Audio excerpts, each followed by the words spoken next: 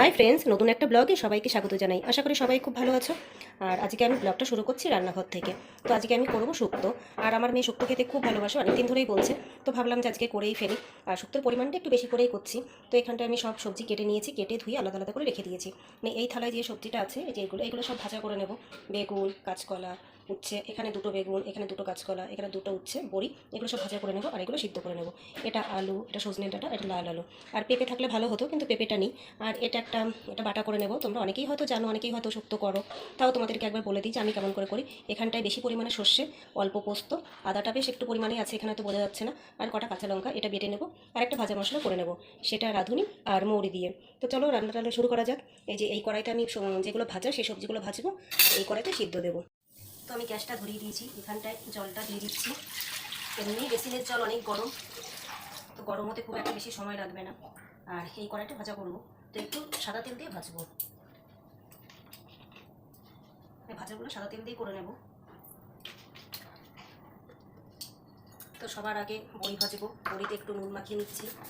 আর এটা পুরোপুরি নিরামিষ করবো, মানে শুক্তোটা নিরামিষ করবো।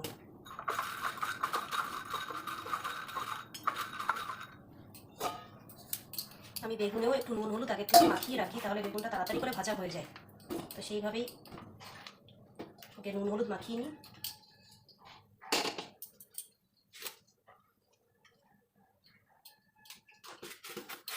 আর শুক্তোতে তো বেশি হলুদ হয় না, ওই জন্য অল্প হলুদই দেবো।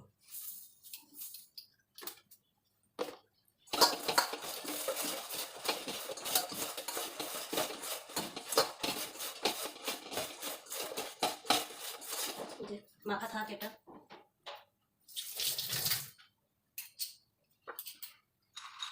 বড়িগুলো একটু লাল লাল করেই ভাজবো, এমনি বড়ি লাল লাল করেই ভাজি।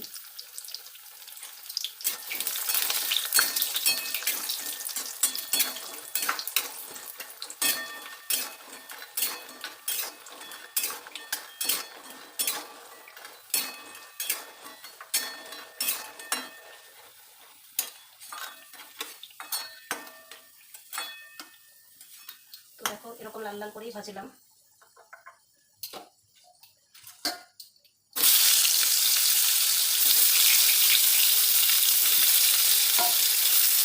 বেগুনগুলো লাল লাল করেই ভেজে নেবো। অনেকেই অনেক কম ভাজে, কিন্তু আমি একটু বেশি ভেজে নেবো। বেশি ভাজলে পারে পরে একদম লাস্টে দিলেও অসুবিধা হয় না। কম ভাজলে পারে একটু আদা একটু দিতে হবে, সেক্ষেত্রে সবজিটা একটু ভাটা ভাটা হওয়ার ব্যাপার থাকে। এখানে জলটা গরম হয়ে গেছে, আমি সবজিগুলো দিয়ে দিচ্ছি। আগে এমনি আলু দিচ্ছি।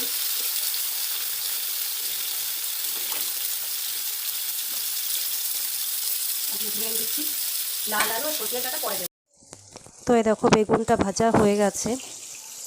এরপরে আমি বেগুনটা তুলে নেব, আর আলুর মধ্যে এবার লাল আলু আর সজনে ডাঁটা দিয়ে একদম 2 থেকে 3 মিনিটের মধ্যে আমি তুলে নেব।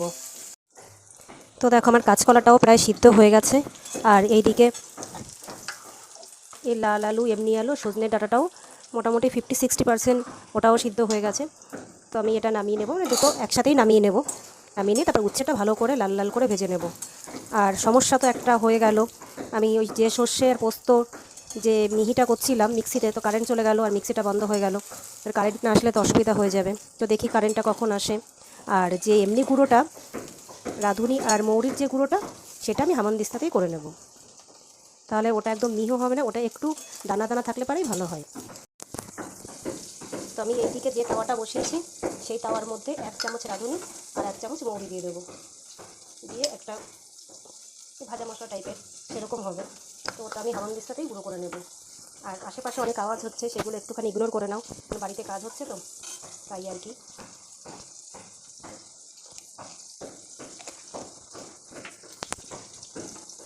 দেখো এরকম করে এটা ভাজা মশলা করে নিতে হবে। আর এটা কিন্তু করতে বেশি সময় লাগবে না, খুব অল্প সময়ই হয়ে যাবে।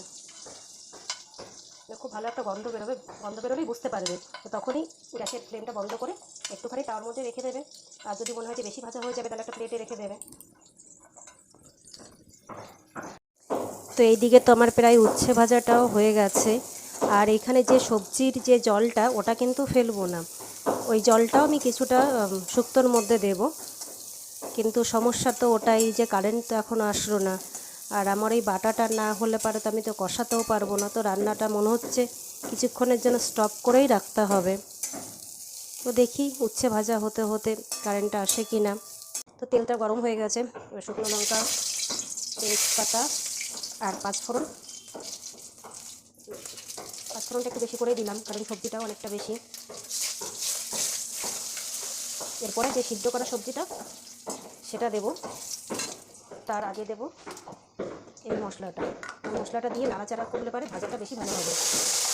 সবজিটা পরেই দেব।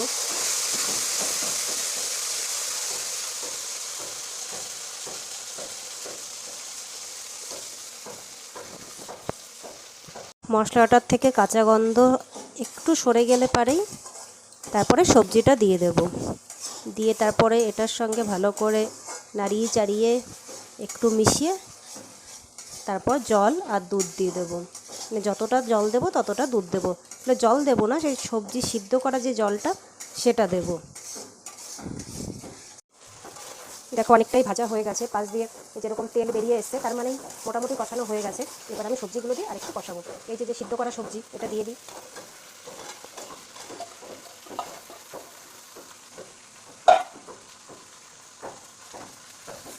এই যে সিদ্ধ করা সবজিটা দিয়ে দিলাম, দিয়ে এবার ভালো করে নাড়াচাড়া করতে থাকবো।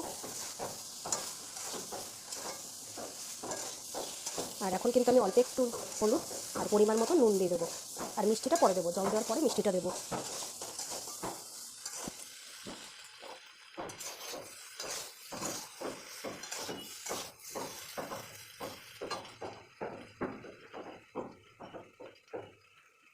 দেখো একদম এইটুকুন হলুদ।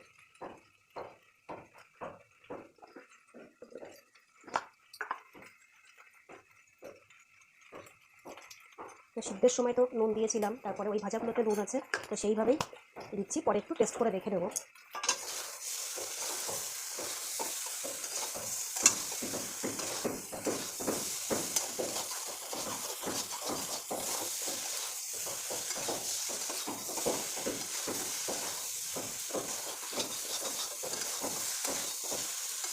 তো দেখো ভাজা হয়ে গেছে আর মশলার সঙ্গে সবজিটাও খুব ভালো মিশে গেছে। তো এবার আমি জলটা আর দুধটা দিয়ে দেবো।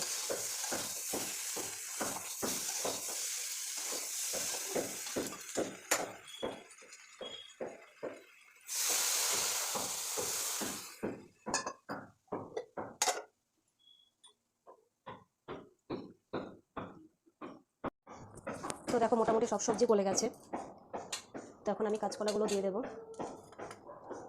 আর বেগুনটা একদম নামানোর সময়ই দেবো, উচ্ছেটাও একটুখানি পরে দেবো।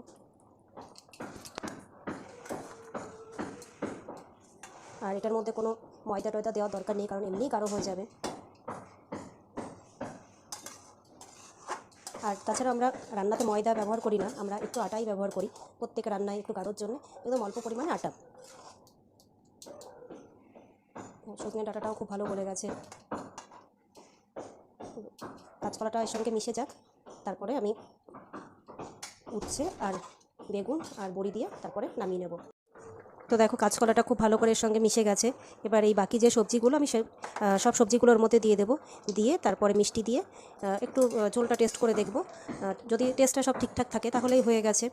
তো চলো তাহলে করি।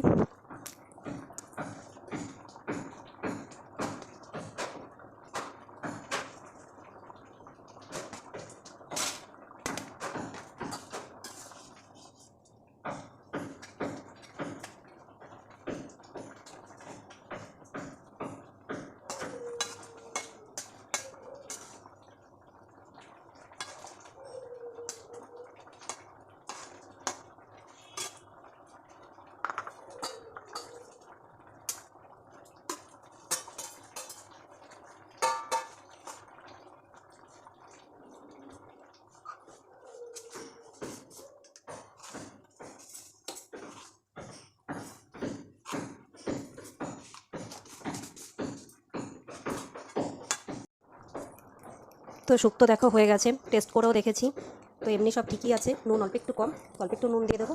আর এই যে যে মশলাটা করে রেখেছিলাম সেই মশলাটা দিয়ে দেবো, তাহলে পুরো রেডি।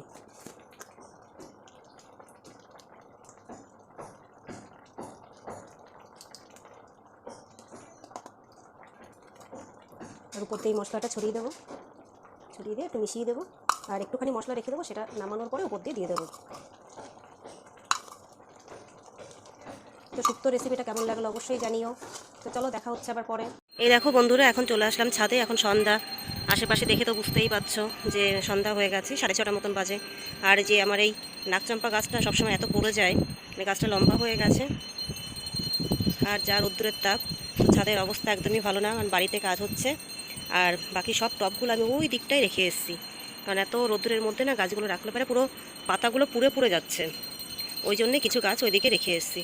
তো দেখো এটাকে আগে ঠিক বন্ধুরা, এখন বাজে রাত 10টা, এমনি সব কাজ হয়ে গেছে, বাকি রয়েছে এই জামা কাপড়গুলো ভাঁজ করা আর এই শীতল পাটিটা ভাঁজ করা। এটা আমার বিয়ের পাটি, আজকে আমি প্রথম দেখলাম এটা কতটা বড় আর কতটা চওড়া, মানে এর আগে আমি কোনোদিনও দেখিনি এরকম অবস্থায়, সব দিন ভাঁজ করাই থাকতো, আর এটা বক্স খাটের মধ্যে কোথায় থাকতো।